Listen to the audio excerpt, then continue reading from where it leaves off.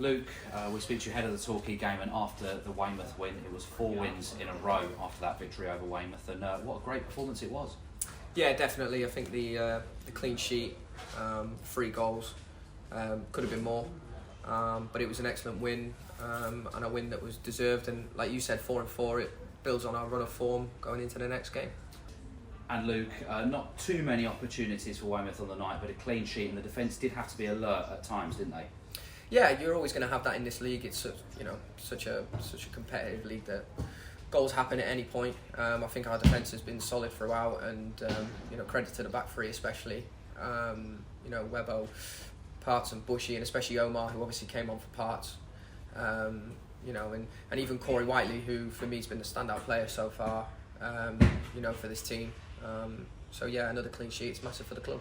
And another goal, and dare I say it, another man of the match for your good friend Michael Cheek. What's your thoughts on that? Well, I mean, my thought on the goal is it's classic Cheek at the back stick. But he's a fantastic player for the club. And he's one of the best, if not the best striker in the league. And I know he's aiming to be top goal scorer again. And we're lucky to have him. Not sure how he's winning man of the match every week. I don't really get it. How are they chosen? Because he's bribing someone, isn't he? Let's be honest. But no, all jokes aside, we're lucky to have him, and hopefully he does, reach that milestone again by being top goal scorer. And another front man, James Alabi, coming off the bench to score his second in as many games, just shows the strength and depth here, doesn't it? Yeah, James has been fantastic ever since the start of the season, and he's such a massive personality around the club. He deserves all the praise that he's been getting, and his performances have really excelled us in recent games with his impact and a really well taken finish. So yeah, he's been fantastic for us and complements Cheeky really well. And we talk about James Alabi.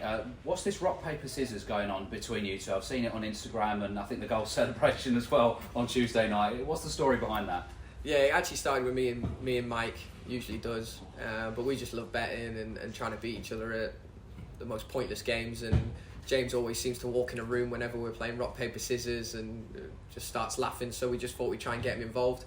He's usually the referee for most of the stuff we do. So yeah, the fact that he scored, it just seemed appropriate. But I would like to put on record, I do think I beat him in that game. So it was a quick win, and then I run back to the halfway line. And during your years here, there's been young players that have come through, young talented players. For example, Liam Vincent, Jude Arthur's last year.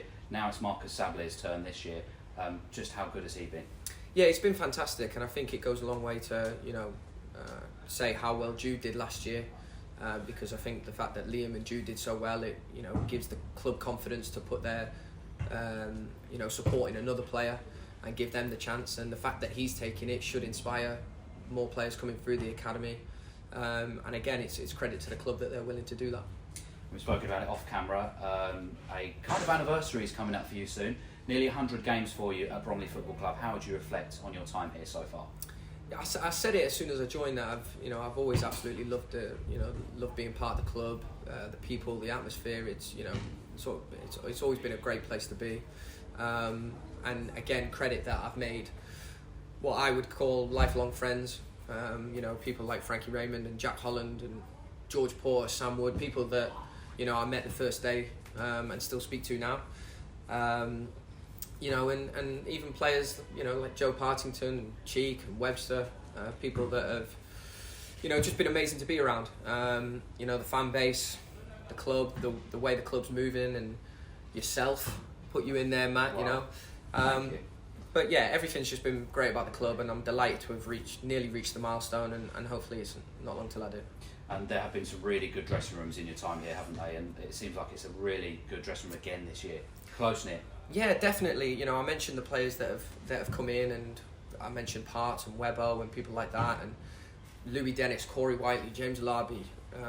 Everyone just seems to have knitted in and bonded so well that I don't think anything can faze us.